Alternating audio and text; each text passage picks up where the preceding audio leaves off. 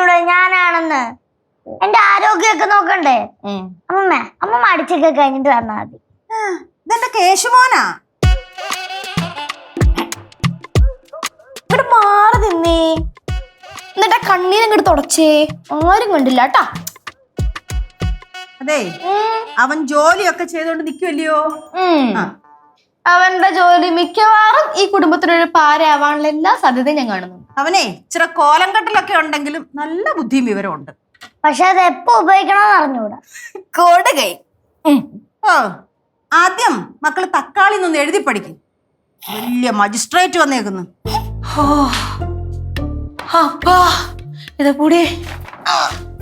കനകം, നീ എത്ര നേരമായി ഇവിടുന്ന് പോയിട്ട്? താമസിക്കുമെങ്കിൽ നിനക്കൊന്ന് വിളിച്ചു പറഞ്ഞൂടെ? ஐயோ அம்மா ஒன்னும் சொல்ல வேண்டாம். நான் வர வழியில ஒரு நல்ல அடி நடந்தது.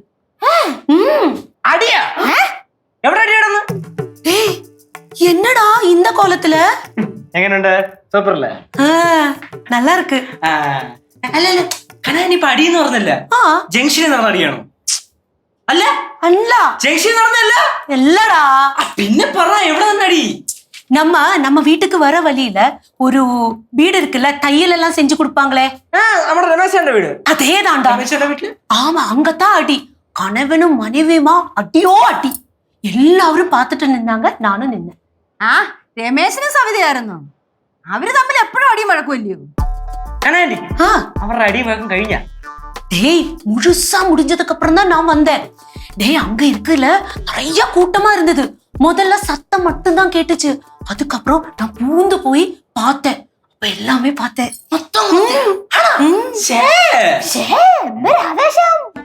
വല്ലോന്റെ വീട്ടില് തല്ലുകൂടുമ്പോഴത്തേക്കും കാണാൻ നല്ല ചേലാണേ. என்ன சொன்ன? அது வந்து கனகாண்டி, யாராவதோட அம்மைக்கு பைத்தியம் பிடிக்கும் போது பாக்கிறதுக்கு ரொம்ப ரசம் தானே, அதுதானே சொன்னேன். നീ എന്റെ ജോലിക്കകത്ത് കയറി കൈ കടത്താൻ പറഞ്ഞ കേട്ടാ? ഓ ആയിക്കോട്ടെ, ഞാൻ നോക്കിക്കോളാം.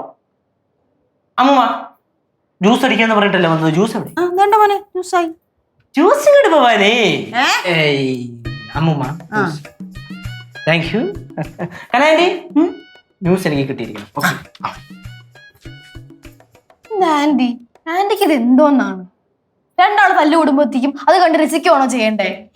പറ്റുമെങ്കിൽ നമ്മളെ കൊണ്ട് കോംപ്രമൈസ് ആക്കാമെങ്കിൽ അത് ചെയ്യുക, അല്ലെങ്കിൽ മാന്യമായിട്ട് അവിടെ നിങ്ങൾ വീട്ടിലോട്ട് വരിക.